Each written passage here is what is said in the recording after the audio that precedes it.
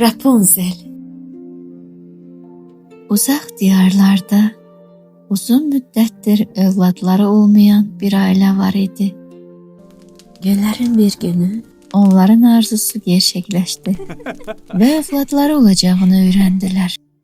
Onların evlərinin pəncərəsindən yan evin bağçası görünər, övladını gözləyən ana tez-tez o bağçaya baxardı. O bağda dadlı kahılar yetişirdi. Ancaq bağ bir cadugərə aid olduğu üçün heç kəs ora girməyə cəsarət etməzdi. Zaman keçsə də, qadın kahılardan dadmaq arzusu ilə günü-gündən zəifləyib xəstə düşdü. Qadının vəziyyətini görən həyat yoldaşı gecə gizlicə bağa girib kahılardan götürdü. Qadın bütün kahıları yesə də kifayətlənmədi və daha çox istəməyə başladı. Əlacısız qalan həyat yoldaşı yenidən bağa getdi. Amma bu dəfə cadugər onu gördü və qışqıraraq "Bağıma girməyə necə cəsarət edirsən?" dedi. Qorxuya düşmüş adam həyat yoldaşının vəziyyətini cadugərə danışdı.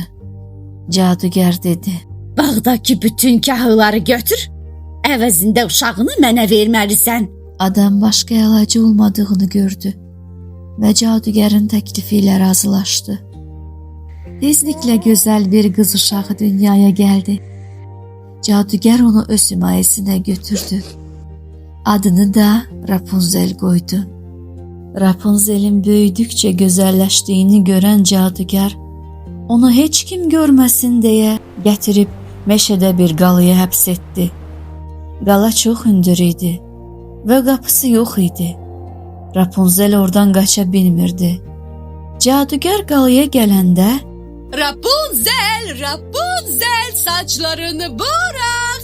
deyər, Rapunzel isə hörüklərini pəncərədən aşağı buraxar. Cadugər də bu şəkildə qalaya çıxardı. Rapunzel qalada tək darıxdığı üçün mahnı oxuyar, özünü əyləndirərmiş.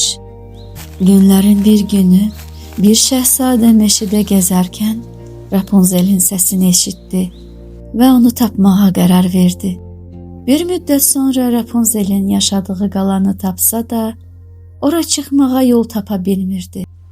Bir gün cadugərin "Rapunzel, Rapunzel, saçlarını bırak!"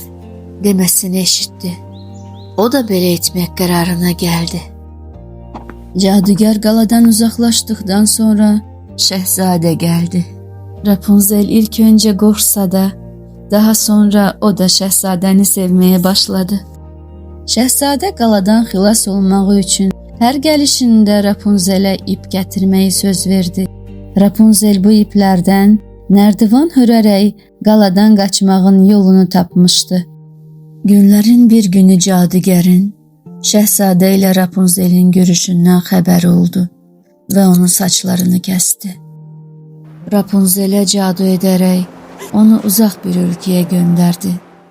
Şəhzadə isə tələ quraraq onun gözlərinin kör olmasına səbəb oldu. Günlər sonra şəhzadə Rapunzeli səsindən tanıyıb yanına getdi. Sevincindən ağlayan qızın göz yaşları şəhzadənin gözlərinə düşdü və bir möcüzə baş verdi. Şəhzadə artıq görə bilirdi.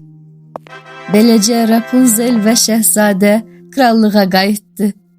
Evləndilər və çox xoşbəxt yaşadılar.